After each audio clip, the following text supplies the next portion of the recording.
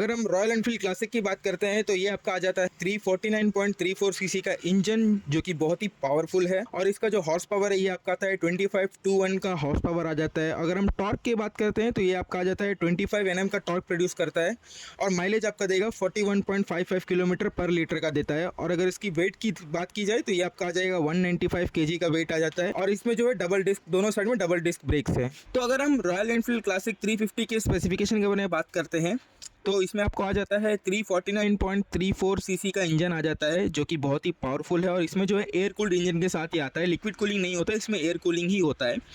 अगर हम इसकी एचपी हॉर्स पावर की बात करते हो तो ये आपको देता है 20.21 का हॉर्स पावर आ जाता है, जो कि 6100 का जो है आरपीएम प्रोड्यूस करता है। अगर इसके फ्यूल टैंक की बात करते हैं तो फ्यूल टैंक में आ जाता है ये 13 लीटर का फ्यूल टैंक आ जाता है। और अगर इसकी माइलेज की ओर नज़र डालते हैं तो माइलेज आपको देगा ये 41.55 किलोमीटर पर लीटर। 1 लीटर में आपको 41.55 किलोमीटर का माइलेज देगा।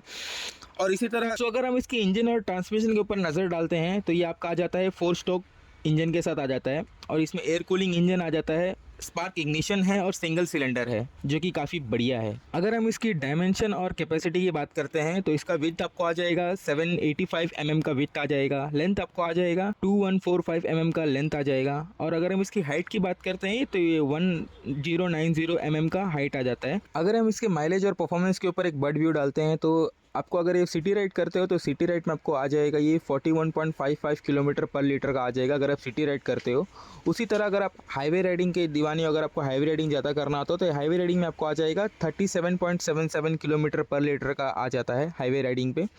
इसी तरह अगर आप एक्सेलरेशन की बात करते हो तो ये 0 to 80 किलोमीटर पर हावर पकड़ने के लिए इसको लगता है 9.53 सेकेंड्स का टाइम लगता है। और अगर हम इसकी ब्रेकिंग सिस्टम की बात करते हैं तो ये 18.01 का एम का ब्रेकिंग सिस्टम आ जाता है। अगर हम इसके टायर्स और ब्रेक्स पर ध्यान दें तो आपका जो फ्रंट ब्रेक का जो डायमीटर होगा ये 300 मिलीमीटर का फ्रंट ब्रेक का डायमीटर होगा। और इसी तरह अगर आप रेयर की बात करते हैं तो ये 270 mm का आ जाएगा। अगर हम फ्रंट टायर प्रेशर की बात करते हैं तो ये 32 PSI का आ जाता है। उसी तरह अगर फ्रंट टाइंग प्रेशर राइडर और पिलो रख के करते हैं तो इसमें आ जाता है 32 PSI का आ जाता है। ये फ्रंट सस्पेंशन की बात करते हैं तो ये आपका टेलीस्कोपिक मॉडल आ जाता है। 41 mm का फॉर्क आ जाता है और 130 mm का ट्रैवल आ जाता है। और इसी तरह अगर हम रेयर की बात करते हैं तो इसमें आ जाता है ट्विन ट्यूब का सस्पेंशन आ जाता है। फ्रंट व्हील आपका आ जाता है 482.6 mm का और रेयर आपका आता है 457.2 mm का। और व्हील टाइप आपका आ जाता है स्पोर्ट टाइप व्हील होगा। और इसी तरह अगर हम फ्रेम की बात करते हैं तो ये twin down tube spine frame का आ जाता है और टायर आपका ट्यूबलेस आ जाएगा, जो कि अच्छा है। अब चलिए बात करते हैं इसकी प्राइस की।